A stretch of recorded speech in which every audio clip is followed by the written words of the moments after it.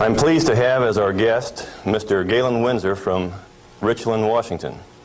I first heard of Galen from a tape that somebody gave to me some months ago, and I found his story to be absolutely fascinating. His story is unique, to say the least. Galen has been in 77 different cities in the last 2 years lecturing on the subject of nuclear energy. The majority of his life, the last 35 years, he spent processing plutonium from nuclear reactor sites. He has worked in the Manhattan Project facilities in Hanford, Washington, Oak Ridge National Laboratories and Nuclear Plant in Oak Ridge, Tennessee, General Electric's Midwest Fuel Recovery Plant in Morris, Illinois, General Electric's Fuel Fabrication Facility in San Jose, California, and Wilmington, North Carolina. And he's worked in every major reactor decommissioning project around this nation up to this present time. His major work in these projects has been the analytical process inventory control, which means that he was responsible for measuring and controlling the nuclear fuel inventory for these projects. Galen Winsor has few peers in the world in this area of expertise. And those few peers admittedly know and agree with the things that you'll be hearing on this tape. However, except for 2 or 3 of these experts, they've all chosen to remain silent for reasons which they only know, leaving this man then the burden of leading this lonely battle of exposing what we call the nuclear scare scam. He's without question one of the world's foremost authorities in nuclear radiation measurement, and he's recognized by members of the Atomic Energy Commissions of all the major nations of the free world. Mr. Galen Winsor.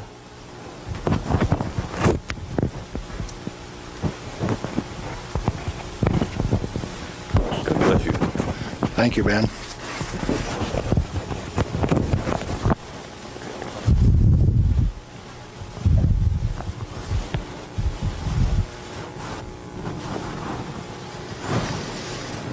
We've been considering today how best to approach this subject so that you would feel comfortable with where I am. And we thought it might be appropriate to start with how I got involved in this game. Now, in 1945, I was a Navy radioman out in the Pacific on a destroyer aimed for Japan. We had a one-way ticket. That's all you get, just one way. So, as we were becoming proficient at our business of fighting war, the Manhattan Project caught up with us and did a job. Now, the weapon that was dropped on Hiroshima, Japan in August 6, 1945 was a U-235, fully enriched U-235 weapon, where the material was separated and purified in Oak Ridge, Tennessee. The one that was dropped August 9th on Nagasaki was a plutonium weapon made at Hanford. But to those of us out in the Pacific, it was quite interesting. It had a ticket on it that says, "You get to go home." I was impressed. Now, I was stuck out on Guam after the hostilities quit and was running a radio broadcast that communicated with 4,500 ships west of Pearl Harbor. Quite a few to listen to every dot and dash that I made. So I was used to having people listen to me. They couldn't see me, but they could sure hear me. I had all of the good messages that were to come to them. Fleet movements to Red Cross messages. They came along one day and says, "We'd like to have radiomen to go down to Eniwetok for the atomic bomb tests." Not me. No way. I want to go home. So they went through and they took every 3rd radioman to go to Eniwetok. I didn't go. They let me come home. But I wanted to go home. I had a driving need within me that says, hey, that big firecracker, I want to know how it works. I want to know everything about how it works. So, back to the ranch in Nevada where I grew up and stacked hay all summer, gained back the 40 pounds that I'd lost out there in the islands. Into Brigham Young University in the fall of '46 in chemistry classes. And Dr. Joseph Nichols could make an old farm kid like me love chemistry. I hadn't had any chemistry in high school, but the way Joe Nichols taught it, I wanted to know. So chemistry it was. And some neat guys like Carl Eyring taught me physics. And along in '47, I ran across a cute blonde from Richland, Washington. Now this girl had been telephone operator for General Leslie Groves and Dr. Enrico Fermi on the Manhattan Project. She got to put through the calls to Franklin Delano Roosevelt for these guys, so she talked personally to FDR. And she told me some of the stories like you've never heard. She says, oh, in those canyons, great things are done. This cowboy from Nevada couldn't even imagine what she was talking about. Well, in 1947, after we were married, I ran until she caught me. But I wasn't going to get married anyway. I wanted to get my education. I had to get on with this thing. And so we went to Richland, Washington for the first time in September 1947.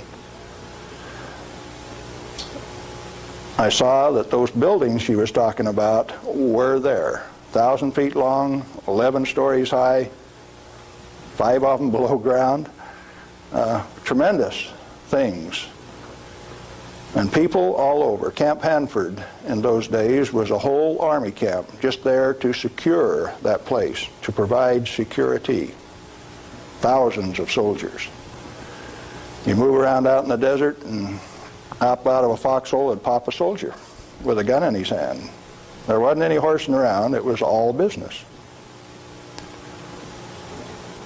Back to school. In 1950, I applied for a job up there before I had graduated, and they were in such bad need of chemists, I had a job before I had my degree. And so the last year of my chemistry, mostly English, I did on a bus, riding 25 miles to work in the morning and 25 miles back at night, and I did advanced grammar and business writing and all of those things on that bus. But in September 1950, I got into this thing called plutonium processing when we did it barehanded, without instruments, without coveralls. We had some of the most peculiar acid burns in some of the shirts. And I found one of those the other day. It's got acid burns all up the front of it. Plutonium on it too. Amazing. That was normal operation in those days. We ran those facilities and we ran them so well that by 1965 we had separated enough plutonium when it only existed in the parent uranium matrix to a half of a single weight percent, 0.005 weight fraction of plutonium maximum in that fuel.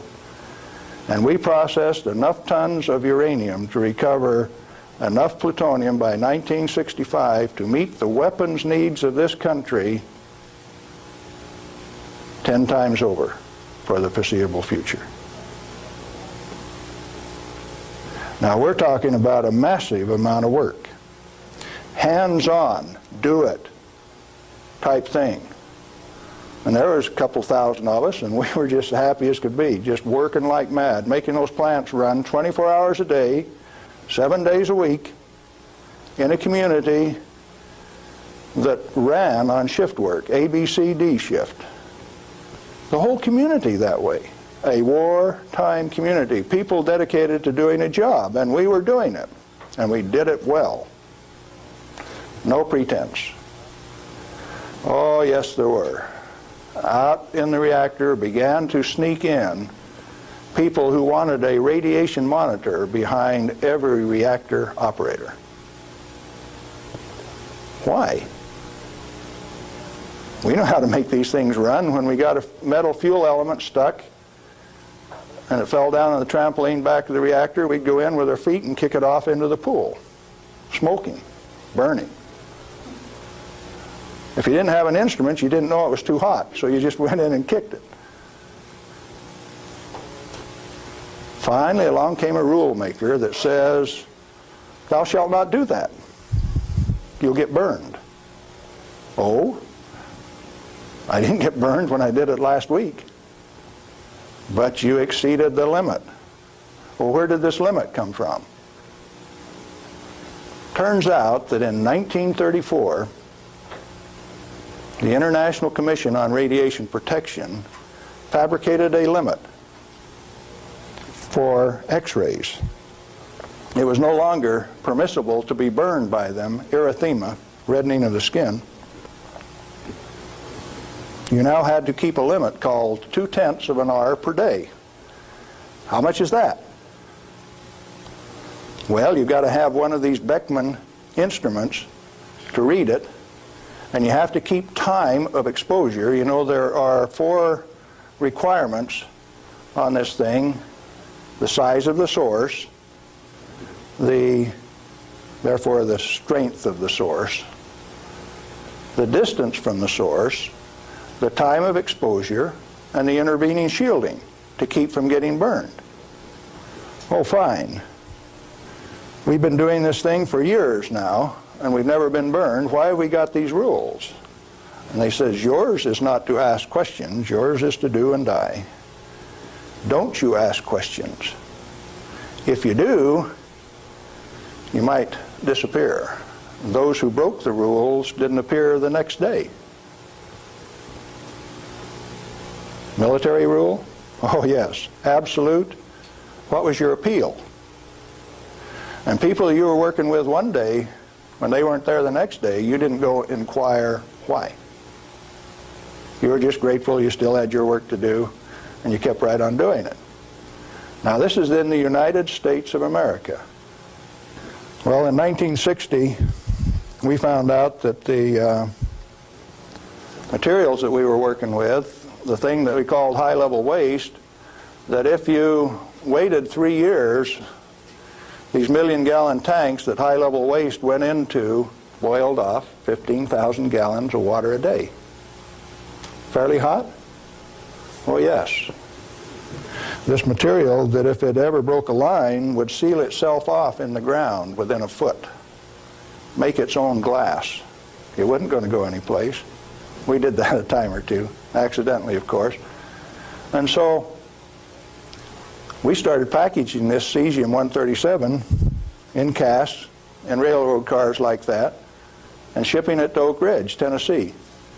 And they'd take it out and make it into a barium titanate and press it into a pellet, and those things were so hot that they actually glowed in the dark from the infrared heat.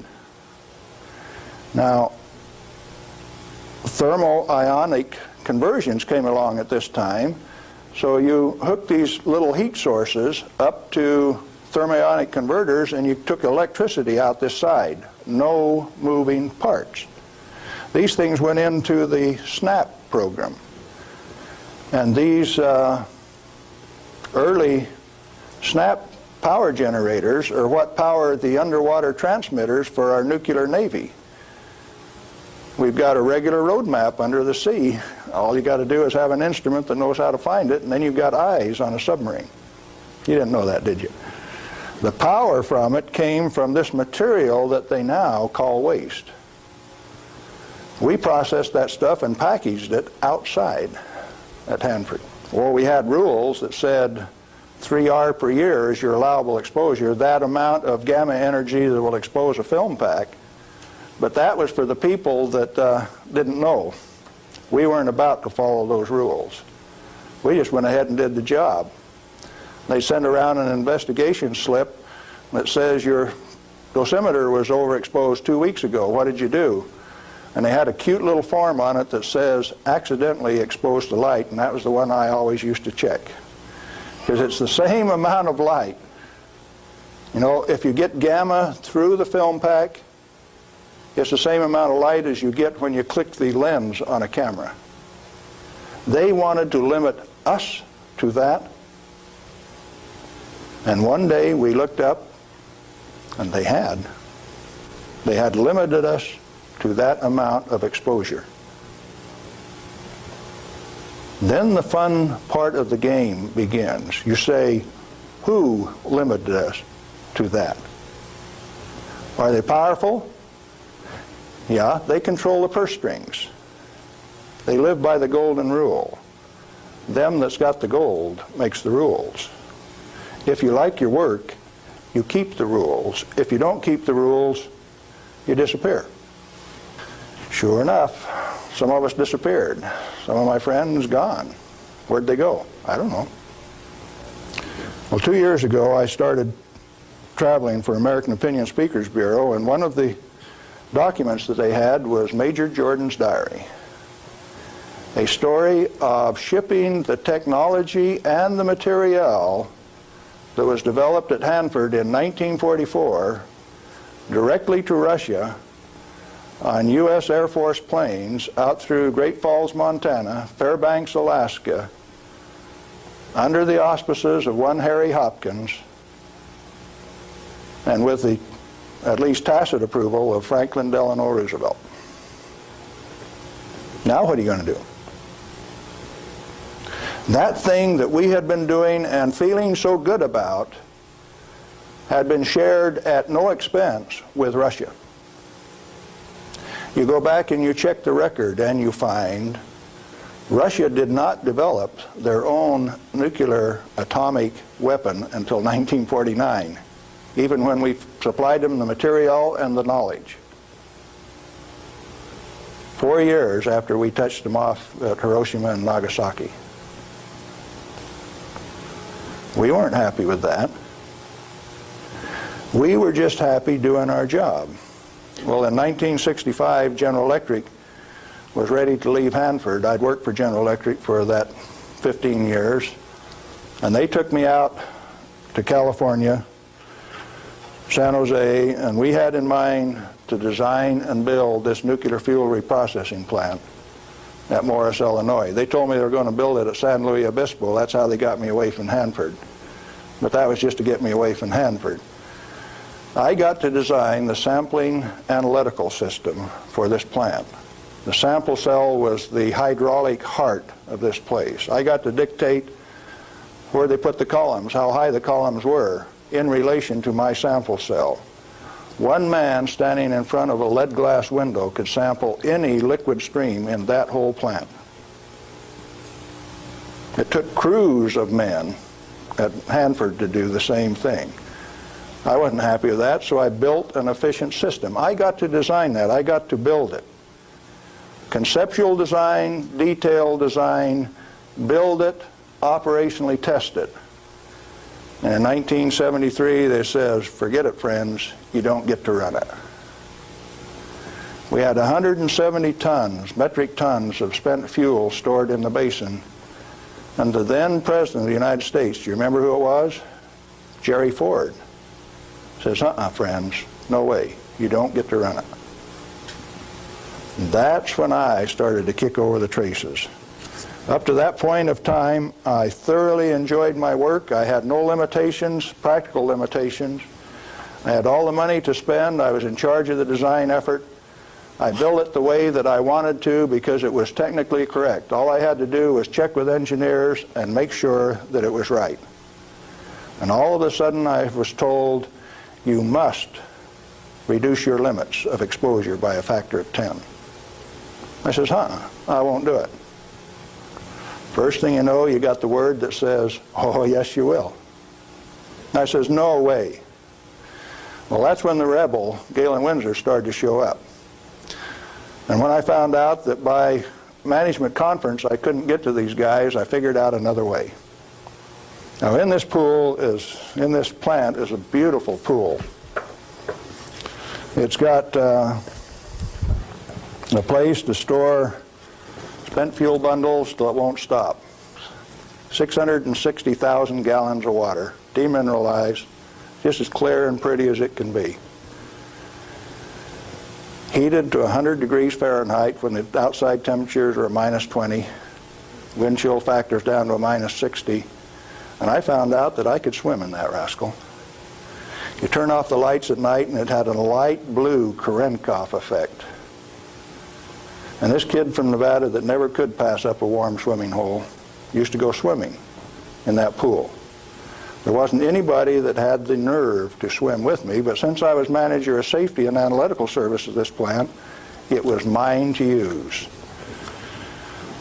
Oh boy. I found out that I could do that. I showed some financial types one time that I could stir that pool with my bare hand and check out through the same radiation monitors they did without triggering it. GE didn't like it. I got a letter from them that says, "Thou shalt not tell financial types that you can swim in the pool, that you can stir it with your hand, because if they find that out, they will steal the inventory. They will know that the inventory can be stolen." Oh, is that a valuable inventory? The same material that's labeled high-level waste by our current government, our current Congress. Now, plutonium is an interesting chemical element. It is created in a nuclear reactor.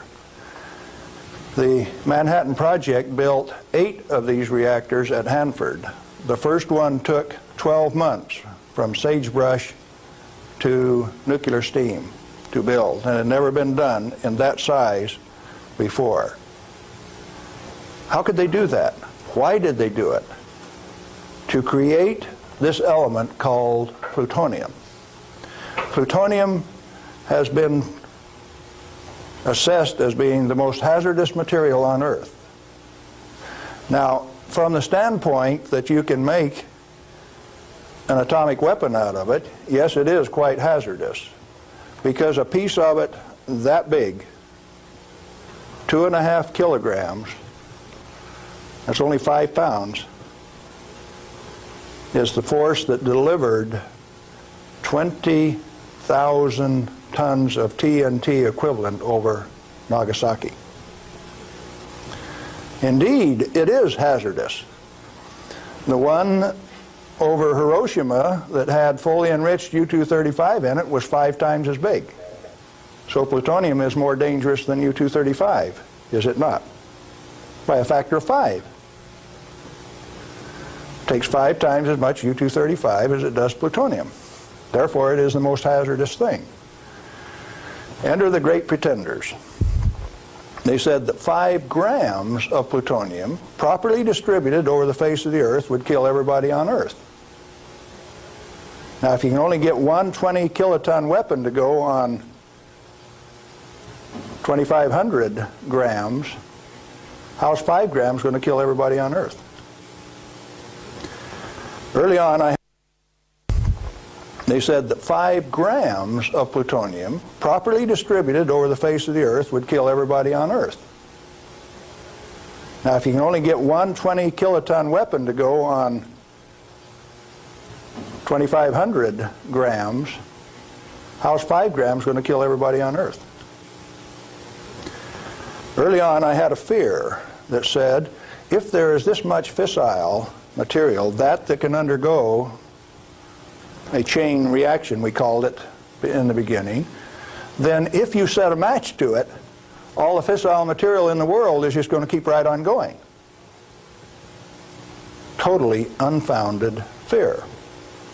It turns out that when you're in this business of recovering plutonium, like we recovered so much of it at Hanford, we found out that if you have it in a solution where it's less than 5% plutonium, it won't go critical any way that you kick it. And when you get it to 100% plutonium, you better be careful. Because if you put it in more than a 5-inch diameter cylinder, you're playing with fire. You can undergo what is known as an uncontrolled criticality, accidental criticality. The air turns blue. If the cylinder is sealed, it will explode from steam pressure. And that steam pressure builds up in a millisecond, which is about that long. No, you don't horse with it. And then you find out that those 8-foot thick shielding walls on those canyons were put there because they didn't know how much was a critical mass. They says, if we make a mistake, we don't want to die, so we will provide the shielding. And so the shielding thing started for no other reason than they didn't know what was a critical mass. Well, through the years, we got pretty good at telling what a critical mass was. And I have worked in a plant where I had half a critical mass in this hand, barehanded, dressed in street clothes, half in this hand, wearing a lab coat, and I'd put this half in a pocket on this side and this half in a pocket on this side and walk down the hall. If those two ever got together, there would be a blue flash. They never got together because I was in between them. And we do that every day. And each half had to meet definite dimension characteristics. And so we'd take them down and pass them one half at a time, and they'd measure it and say, yeah, that one will pass. And then we'd pass them the other half, and that one will pass too. But they were carefully put in separate bird cages so they couldn't get together accidentally. Well, those of us who worked with it enjoyed it. We knew what we were doing. We worked at it. When the President of the United States decided not to operate that fuel reprocessing plant, I started scrambling to find out what was going on. Many things had been done in the name of health and safety.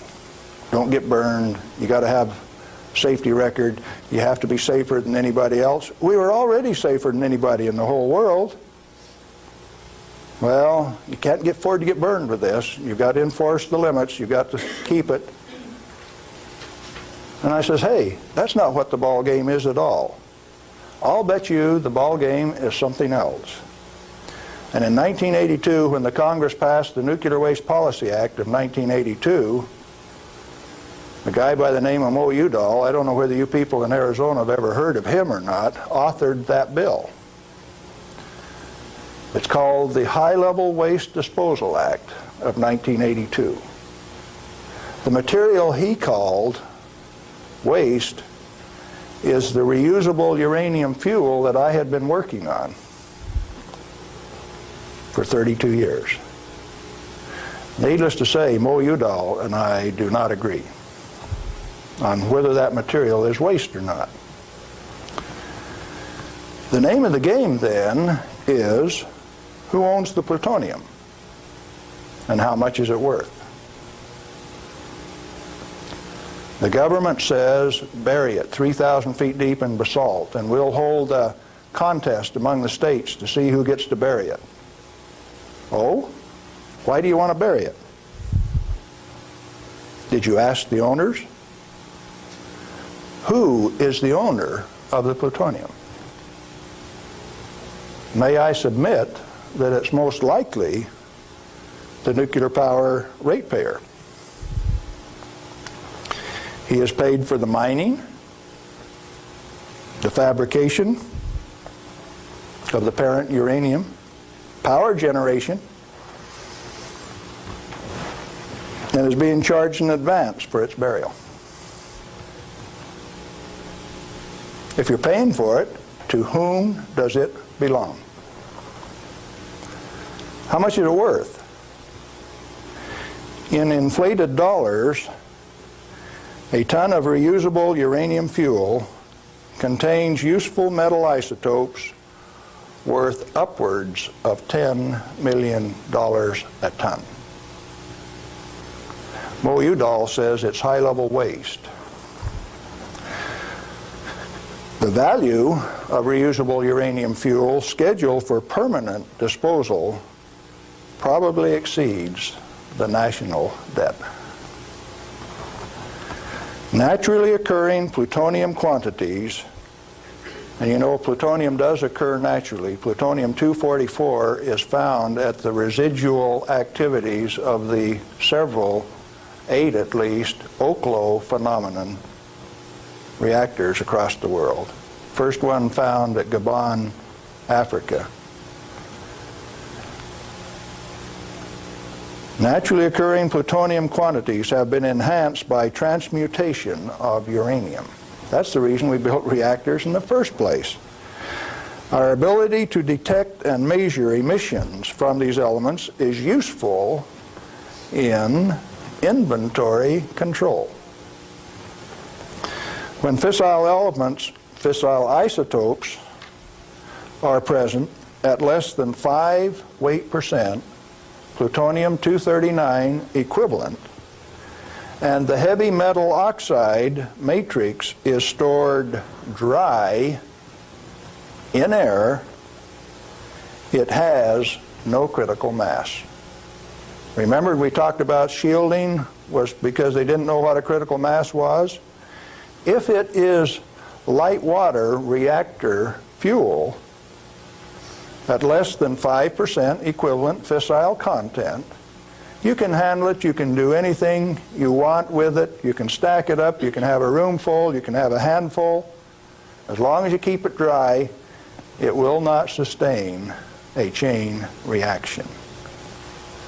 What then is all this falderall about a little bit, 5 grams, will kill everybody in the world?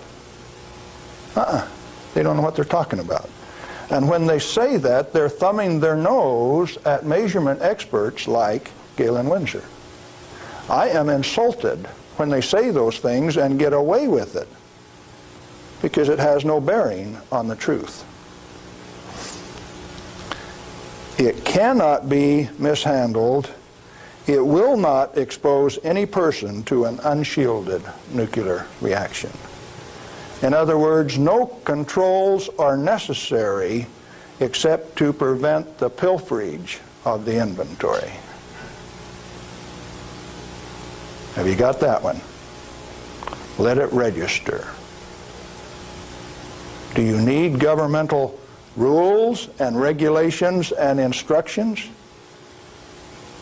No way. Then why do we have all of those rules?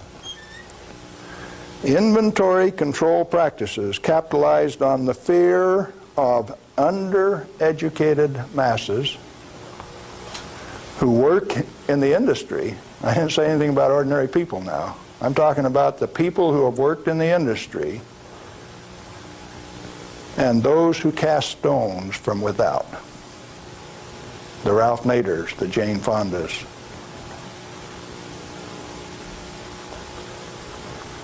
Now, it doesn't take you much thinking to find out that maybe the industry is the source of the problem.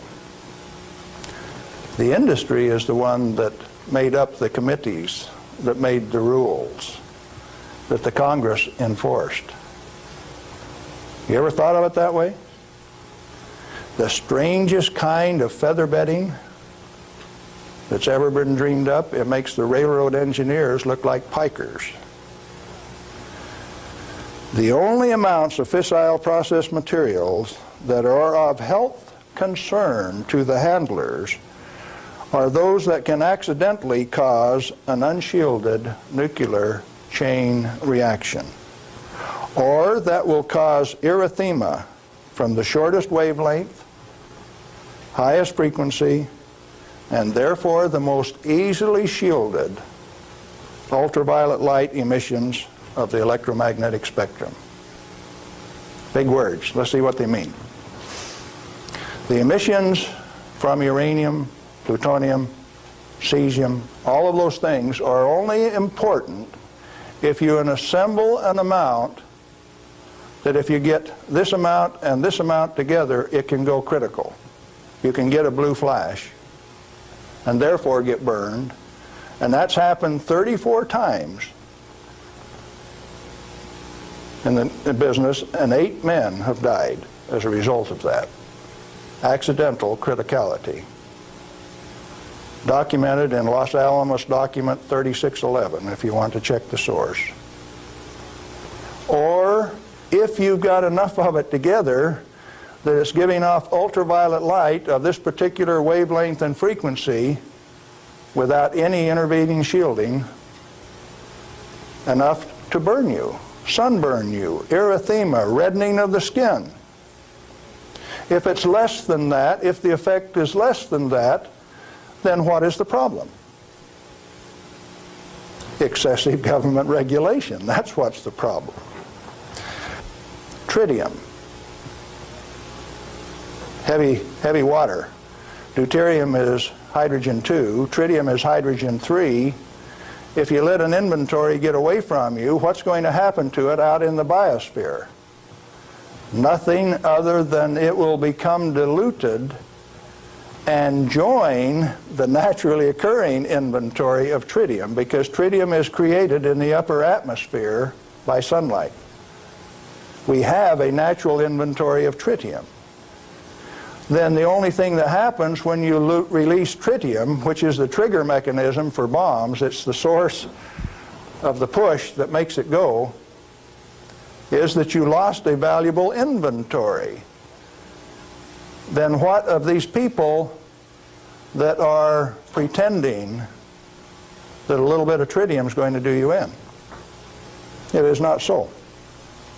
What are those 2 points? Only if it is an economically recoverable concentration, or if it has a natural reconcentration mechanism. You know, there isn't any one of the radioisotopes out there that has a meaningful level of reconcentration in any of the species, not even the oysters in the bays in Maryland, below Calvert Cliffs. Why then are we still playing this game that any amount of this material is of hazard? Reusable uranium fuel, which has been isotopically enhanced in power-producing reactors, is a valuable national resource, not a high-level waste. The utility operators recognize the future worth of this commodity. Mo Udall, in that Nuclear Waste Policy Act of 1982, imposed a tribute of $1 per kilowatt hour, $1 per megawatt hour on all electricity produced in a nuclear plant, so that they can research and develop methods to throw it away.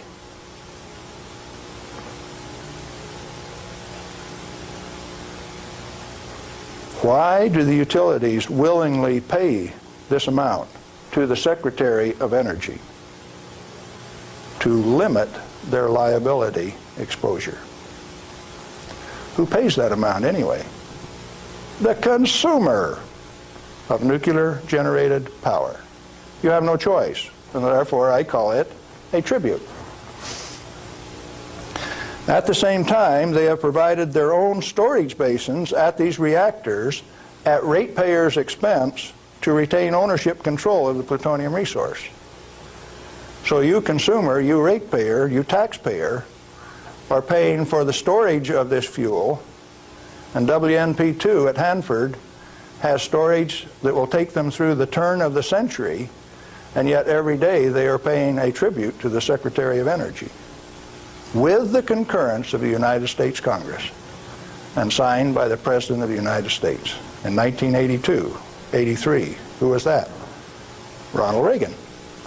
They have provided those storage basins at ratepayer expense to retain ownership control of the plutonium resource. I started playing a game one day, 7 years ago. I says, okay, Portland General Electric, you've got the Trojan reactor, you've got a storage basin problem, I'm going to make you an offer. I made them an offer that says, I will take all of your spent fuel, FOB your basin, if you will give it to me. In other words, I will take it off your hands at no expense to you. I will ship it, I will store it, I will do everything that needs to be done to that fuel. And you know what they told me? Can I quote them?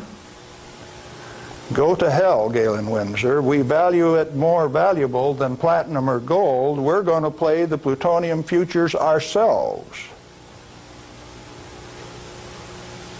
Now, where did I learn that the name of the game is who owns the plutonium and how much is it worth? The first plutonium I saw was in a glass tube on the newsreel when I got back from the Pacific in 1946. And that they had in a glass test tube, they said, was worth $500,000. Certainly they had less than 5 grams of plutonium in that tube.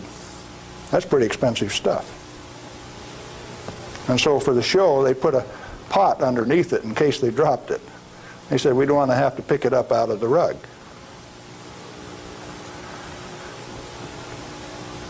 When it was decided for us not to operate this plant, plutonium was guaranteed on buyback by the federal government at $43 a gram. That's quite a price drop, don't you think? When that price guarantee went away in October of 1971, the price of plutonium became $10 a gram. It steadily went down to where its present worth on the market is a minus $2 a gram per year. That's what it costs you to hold on to a plutonium inventory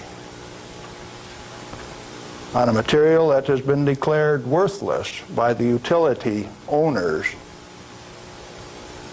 and rubber stamped by the Congress of the United States, and they're spending billions of dollars digging a hole in ordinary rock so that they can throw it away, dispose of it.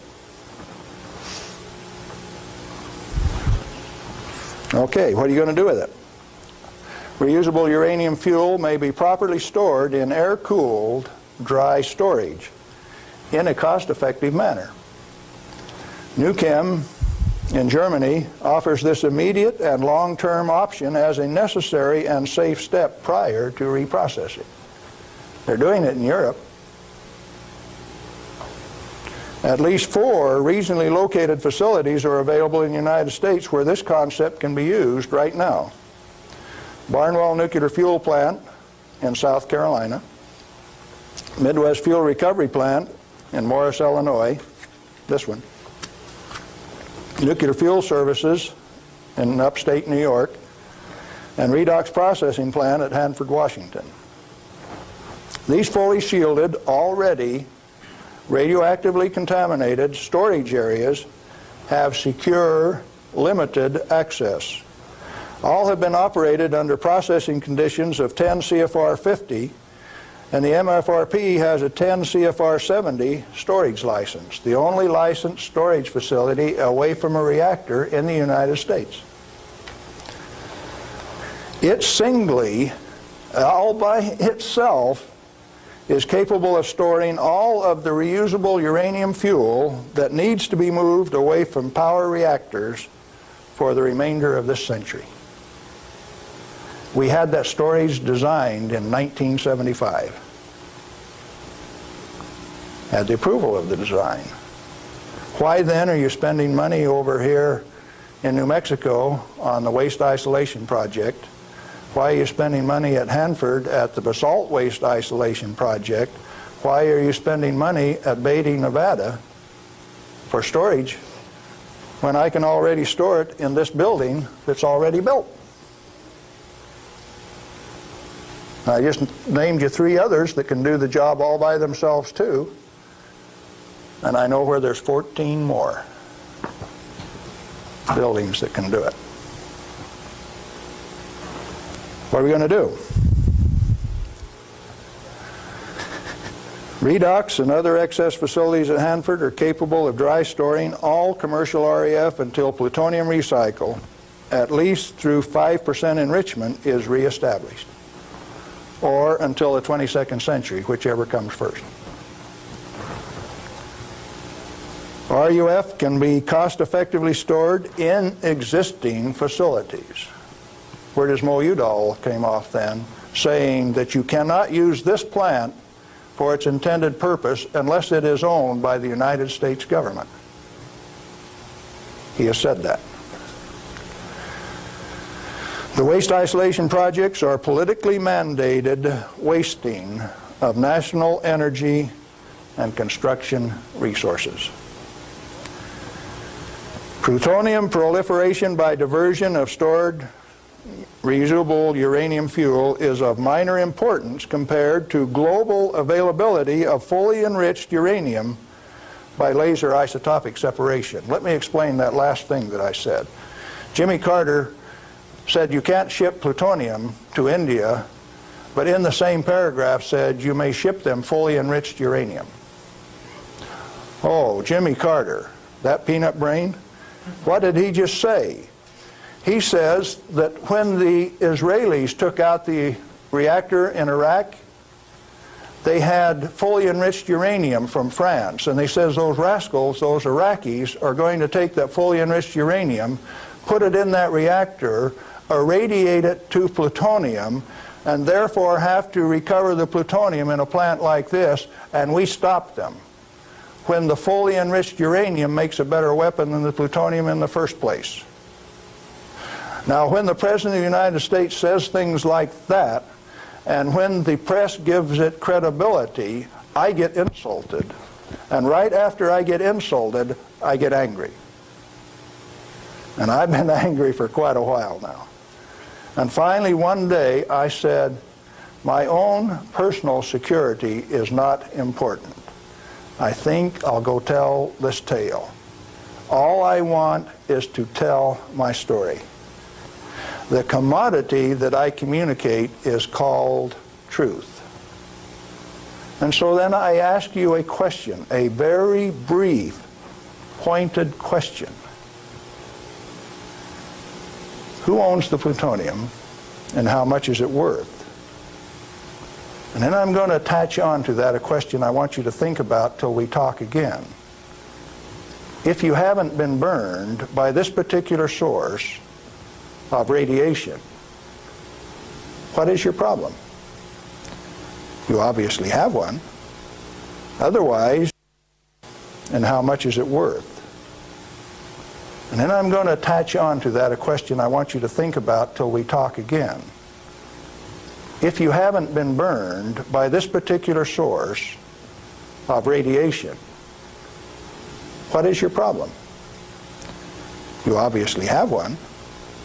Otherwise, you would join with me in telling the truth about this particular commodity. And so yes, I'm recruiting helpers. What happened to the guys who taught me the business? Thousands of them. The hands-on business. Where are they? They're still there. Why don't they talk? Who are the they that say this is the way the business is going to be run, whether it makes sense or not?